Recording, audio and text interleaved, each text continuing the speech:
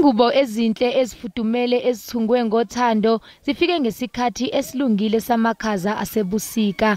Lenhlangano engenzi inzuzo ikwenza lokhu njalo ngonyaka kubantu abantulayo.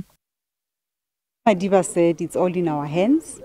We are using our hands to mend our broken lives together. What we do is that others would choose to do food, to donate food to the needy. Lenhlangano isithuthuke kakhulu futhi baningi abantu abafaka isandla kuyo ngenxa yokubona umsebenzi omuhle ewenzayo. This movement changed my life and changed the lives of a lot of other people around me.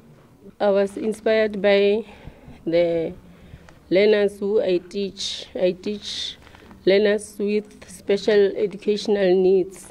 Owengamele lenhlangano uthi ubonga bonke abantu abafaka isandla nabachitha isikhathi sabo benza lo msebenzi.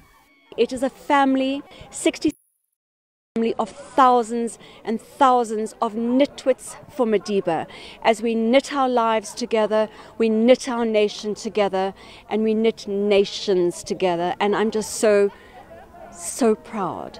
Lenhlangano ithi sazohambela izindawo ezinhlanu yenze lo msebenzi.